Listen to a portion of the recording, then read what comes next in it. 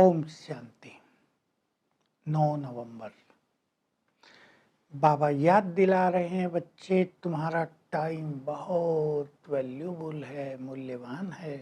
तुम्हारा जीवन बहुत मूल्यवान है, इसलिए पात्र देखकर ज्ञान दो। आज ज्ञान देने की बात ज्यादा हो रही है। तुम्हें सभी को ये ईश्वरीय ज्ञान देना है। ज्ञान देना माना राह दिखाना। तुम दूसरों को ज्ञान देते रहोगे तो तुम्हारे अंदर भी दैवी गुण आते रहेंगे, ज्ञान की धारणा होती रहेगी। लेकिन पात्र देखकर ज्ञान देना है। जैसे कई लोग आते हैं, समझते कम हैं, बहस ज्यादा करते हैं। उन दिनों की बात है। या कहते थे ये सब तुम्हारी कल्पनाएं हैं, हम ये सब नहीं मानते। तो बाबा कह रहे हैं ऐसे लोगों को नम्रता से, प्यार से समझा कर भेज देना चाहिए। नहीं तो लोग क्रोध करने लगेंगे, झगड़ा करेंगे। तुम्हें बहुत सहनशील, नम्र चित्त बनना है।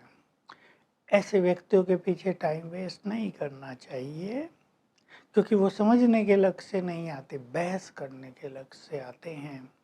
तुम्हें सबको बाप का परिचय देना है। भगवान कौन है? अगर इस बात को लोग नहीं समझते कि वो पतित पावन है, वही सुखदाता है, नई सृष्टि का रचने वाला है, भला वो दुखों की दुनिया कैसे रचेगा? कई लोग बहस करते हैं ना, भगवान ने दुखों की दुनिया क्यों रची? बाबा कहते हैं मैंने थोड़ा ही रची है, तो रावण संप्रदाय है, रावण की रचना है। एक और आसुरी संप्रदाय, एक और दैवी संप्रदाय, बीच में संगम युग। इस पर मैं आया हूँ, नई दुनिया की स्थापना कर रहा हूँ, तुम्हें राजयोग सिखा रहा हूँ। तुम मुझे याद करो तो तुम्हारे पाप भी नष्ट होंगे, तुम पावन भी बन जाओगे, बड़े नम्र चित्त भी बन जाओगे। तुम्हें योग बल पर बहुत ध्यान देना है। बाबा कह रहे पवित्रता में ही विघन पड़ते हैं, यज्ञ में इसी के कारण विघन पड़ते हैं। लेकिन ये पढ़ेंगे, कल पहले भी पढ़े थे। बांधेलियों को भी मार खानी पड़ती है, बहुत योग लगाती हैं। कई अच्छे अच्छे बच्चे भी माया से हार खा जाते हैं। कोई लिखते हैं बाबा बहुत क्रोध आ गया, हमने इसको मार दिया, थप्पड़ मारे, पिटाई कर दी। बाबा कहते हैं नहीं बच्चे, तुम्हें बहुत शांत में रहना है, बहुत मीठा बनकर रहना है। तुम्हें इन सभी विकारों पर विजय प्राप्त करनी है।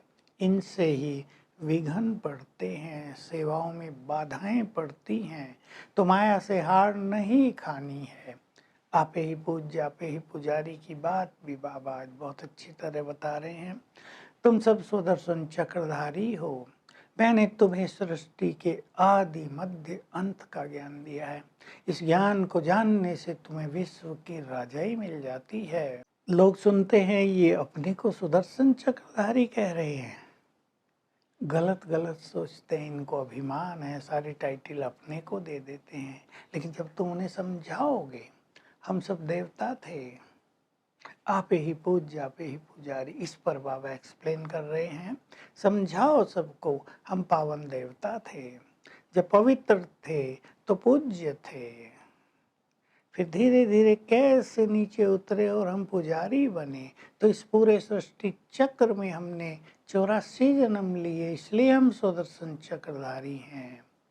लोग तो कह देते हैं, कोई शिवोहम कहेगा, कोई कहेगा परमात्मा ही आपे ही पूज्य, आपे ही पुजारी है, वही अपनी पूजा कर रहा है। ऐसे नहीं है, आत्माओं की ये कहानी है। जो पवित्र हैं पूज्य हैं, पतित बन गए पुजारी बन गए, अपने ही चित्रों की यानी देवी देवताओं की मंदिरों में बैठकर पूजा करने लगे हैं। बाबा कह रहे हैं मैं फिर से तुम्हें पूज्य बनाने आया हूँ। तुम पुजारी बन गए हो, पूजा कर रहे हो, गिरते आ रहे हो, शांति मांग रहे हो, शांति के लिए तीर्थों पर जा रहे हो, धक्के खा रहे हो, लेकिन वहां जाने से कोई शांति मिलती है? कोई तो लड़ते झगड़ते ही चले जाते हैं, घर वापिस आ जाते हैं। शांति के लिए तो मैंने तुम्हें ज्ञान दिया है, तुम आत्मा हो, शांत स्वरूप हो, अपने आत्मिक स्वरूप में स्थित हो जाओ, तुम्हें डीप साइलेंस प्राप्त हो जाएगी। शांति धाम तुम्हारा घर है। वहां जब तुम थे तो पूरा शांति में थे, वहाँ कोई पार्ट नहीं था, एक्शन नहीं था, वहाँ से तुम नीचे आए, सुखधाम में आए तो वहाँ भी संपूर्ण शांति थी, लेकिन उसे शांति धाम नहीं कहते, सुखधाम कहते हैं। यहाँ बहुत दुख है तो इसे दुखधाम कहते हैं। अब मैं आया हूँ परिवर्तन करने, तुम्हें सुखी बनाने, दुखधाम को सुखधाम में बदलने के लिए। तो बाबा कह रहे हैं तुम सभी को ये शांति का मार्ग भी बताओ। तुम्हारे जो बचपन के दिन हैं इनको भूलना नहीं, पर बच्चे कभी खुशी में रहते हैं, कभी एकदम नीचे गिर जाते हैं, खुशी का पारा समाप्त हो जाता है। तुम जितना याद में रहोगे, ज्ञान का चिंतन करोगे, उतना ही तुम्हें बहुत बहुत खुशी रहेगी। तो अपनी खुशी को बढ़ाते चलो, दैवी गुण धारण करते चलो, बाबा का परिचय सबको देते चलो, और तुम्हें बहुत नम्र चित्त, बहुत मधुर, क्रोध से मुक्त इन विकारों पर विजय प्राप्त करना है।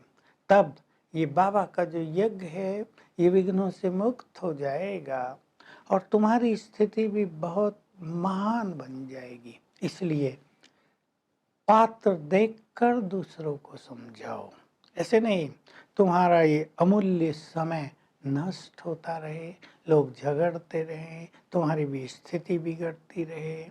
जब तुम देखो कि ये व्यक्ति समझ नहीं रहा है तो समझो ये हमारे कुल का नहीं है, और फिर उसके पीछे ज़्यादा टाइम वेस्ट ना करो। उसमें अच्छा बीज पड़ गया किसी बात का, वो आगे चलकर काम आएगा और फिर कभी ना कभी वो सब ज्ञान में आ जाएंगे। वरदान है नम्रता के द्वारा व्यर्थ के टकराव से मुक्त रहने वाले सच्चे सेवाधारी बनो। तो जब हम सेवाओं के फील्ड में होते हैं तो कहीं ना कहीं किसी का टकराव होता है, तो बाबा कह रहे हैं नम्रता का कवच पहनो। कोई बुरा बोले, इंसल्ट करे, ग्लानि करे, तुम सेंट बन जाओ। कोई टकराव में आए, तुम शीतल जल डालो। अर्थात कहीं भी ये टकराव की अग्नि प्रज्वलित न हो, इसके लिए बहुत नम्र चित्त रहना है, तब हम सेवाओं के फील्ड में सफल होंगे। स्लोगन है जो हद के मेरे मेरे हैं, सब जगह है ना मेरा मेरा मेरा, उसको एक ही शब्द में परिवर्तित कर दो, मेरा बाबा। तो आज हम शांति की गहन अनुभूति करेंगे। मैं आत्मा इस देह से न्यारी हूँ, आँखों से देख रही हूँ, देख भी आत्मा को रही हूँ। ये अभ्यास हर घंटे में एक बार करेंगे तो डीप साइलेंस का अनुभव रहेगा। Om Shanti. To watch Peace of Mind channel videos on YouTube, subscribe us on youtube.com/tvpeaceofmind. Just a click for a peaceful life.